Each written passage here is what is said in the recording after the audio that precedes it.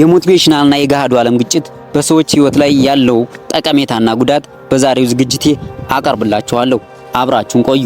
በማህበራዊ ሚዲያ የሞቲቬሽን ንግግሮች በሰዎች አእምሮና ልብ ውስጥ እችላለሁ የሚል ስሜት በሚያቀጣጥሉበት ዘመን ላይ እንገኛለን። ነገር ግን ህልም ብቻ ቢዝነስን አይገነባም። ሁሉም ጉዞ ከሐሳብ ይጀምራል። እችላለሁ የሚለው ቃል የውስጥ ስሜትን ያበረታታል፣ አቅም ይፈጥራል።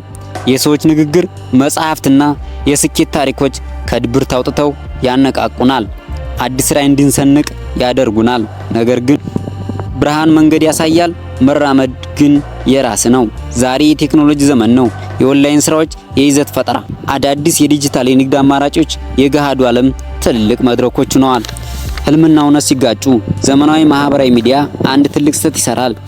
ስኬትን በአንድ ጀንበር የመጣ የጥቂት ሰከንዶች ውጤት አስመስሎ ያሳያል። ይህ ደግሞ በተመልካቾች ላይ ሁሉም ሰው እየተሳካለት ነው፣ እኔ ብቻ ለምን ቀረው የሚል ከባድ ጭንቀት ይፈጥራል።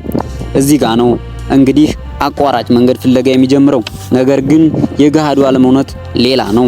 መንገዱ መውደቅና መነሳት ይበዛበታል። በሞቲቬሽን ስክሪን ላይ የሚታዩት የእንቅልፍ ማጣት ሌሊቶች፣ የገንዘብ እጥረቶችና ከሰው ጋር አለመግባባት በገሃዱ ዓለም ይንጸባረቃሉ። መፍትሄው ምንድነው? ከሁለቱ የትኛውን እንምረጥ?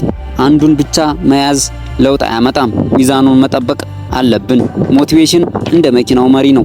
አቅጣጫ ያሳያል፣ አእምሮን ያዘጋጃል። ገሃዱ ዓለም እንደ መኪናው ሞተር ነው። ጉዞን ያስጀምራል፣ ውጤትን ያመጣል። እውነተኛ ስኬት የሚገኘው ሁለቱን ስናጣምር ብቻ ነው።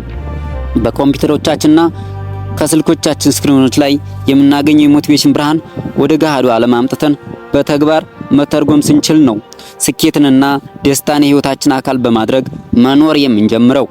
የዛሬው መልእክታችን በማህበራዊ ሚዲያ በሞቲቬሽንና በገሃዱ ዓለም ያለውን ግጭት በሚዛን ለመጠበቅ ከሁለቱም የሚገኘውን አቅም በመጠቀም የዚህ ዓለም ተመልካች ብቻ እንዳንሆን ፈጥነን ወደ ተግባር እንሸጋገር።